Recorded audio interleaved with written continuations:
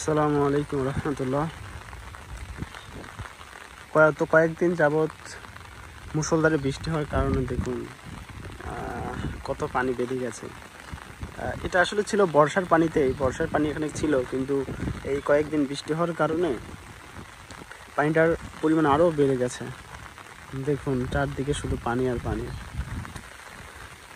এর ফলে কি হয়েছে যে আমাদের পুকুর, এই যে এই পাশে দেখতে পাচ্ছেন, এটা হচ্ছে আমাদের পুকুর।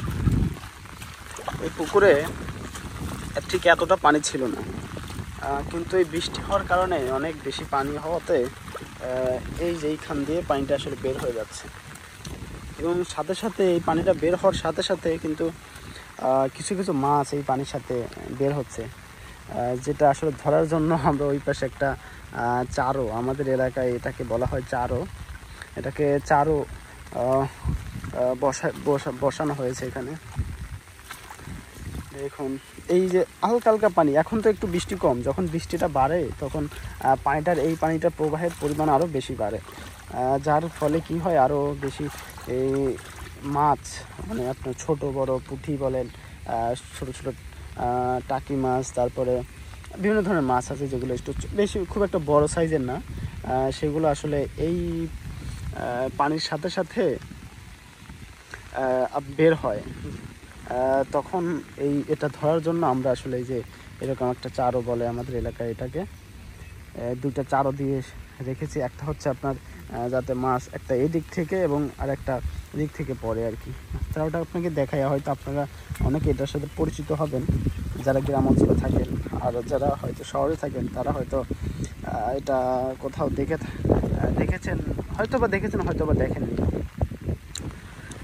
তো এভাবে রাখা হয়। সামনে এই যে এখানে একটু দেখতে পাচ্ছেন, এই যে ফাঁকা জায়গাটা, এই পাশ দিয়ে আসলে মাছটা ঢুকতে পারে, কিন্তু একবার যদি মাছ ঢুকে ভিতরে আর বের হওয়ার কোনো রাস্তা নেই, মানে ওইখান থেকে আর বের হতে পারবে না।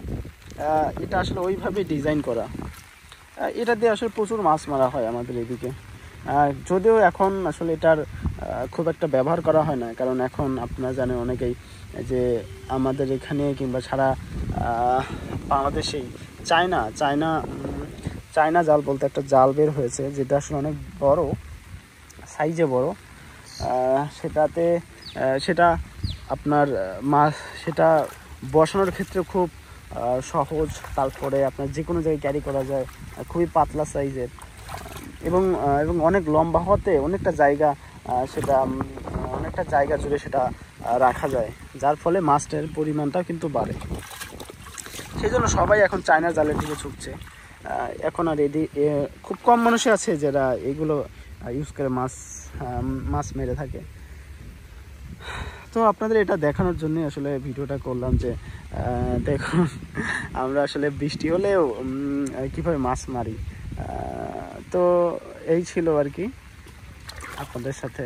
আশা করি এটা আপনাদের ভালো লেগেছে, আর ভালো লেগেছে কিনা অবশ্যই কমেন্ট করে জানাবেন, কারণ এগুলো তো সচরাচর দেখা যায় না। তো যাই হোক, সকলে ভালো থাকবেন, সুস্থ থাকবেন। আল্লাহ হাফেজ।